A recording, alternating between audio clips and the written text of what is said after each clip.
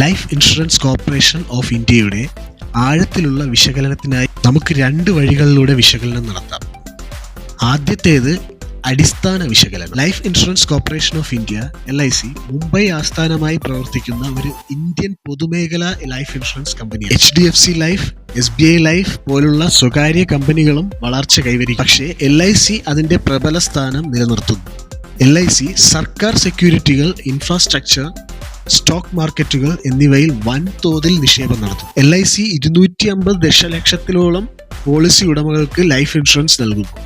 താഴ്ന്ന വരുമാനക്കാർക്ക് പോലും താങ്ങാനാവുന്ന പോളിസികൾ വാഗ്ദാനം ചെയ്യും.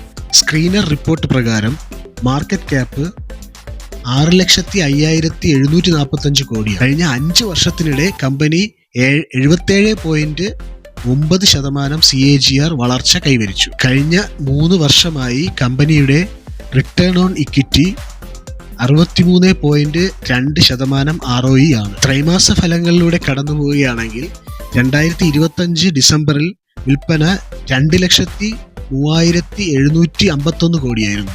എന്നാൽ 2025 മാർച്ചിൽ വിൽപ്പന 2,43,134 കോടിയായി.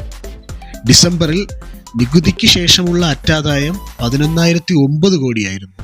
മാർച്ചിൽ ലാഭം 19,039 കോടിയായി വളർന്നു. ഇനി നമുക്ക് സാങ്കേതിക വിശകലനത്തിലൂടെ കടന്നുപോകാം.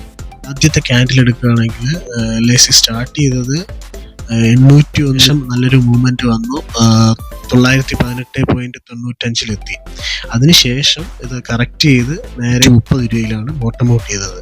LIC ഏകദേശം പിന്നെ ഫെബ്രുവരി 2024 1175 രൂപയിലെത്തി. വീണ്ടും വന്നൊരു ഫ്ലാറ്റ് മൂവ്മെന്റ് നടത്തിയതിന് ശേഷം അത് വീണ്ടും ഓൾ ടൈം ഹൈ ബ്രേക്ക് ചെയ്ത് 1222 ആയിരുന്നു അതിൻ്റെ ഓൾ ടൈം ഹൈ എന്ന് പറയുന്നത്. അതിനുശേഷം നല്ലൊരു കറക്ഷൻ നടത്തിയതിന് ശേഷം നേരെ മാർച്ച് 2025 വീണ്ടും വന്ന് അത് നല്ലൊരു ബോട്ടത്തിലോട്ട് എത്തി. അത് 715 രൂപയിലേ എത്തിയിട്ടുള്ളൂ. എന്നിട്ട് പോലും 530 എത്തിയിട്ടില്ല. ദാറ്റ് മീൻസ് എന്നിട്ട് വീണ്ടും റീഗെയിൻ ചെയ്ത് പോവുകയാണ് LIC. അതിനർത്ഥം LIC ഇനിയും കുറേ ദൂരം പോകാനുണ്ട് അല്ലേ. നമുക്ക് ഈ ഒരു പ്രൈസ് എന്ന് പറയുന്നത്, ഇപ്പോൾ ഉള്ള കറണ്ട് പ്രൈസ് എന്ന് പറയുന്നത് 971 രൂപയാണ്.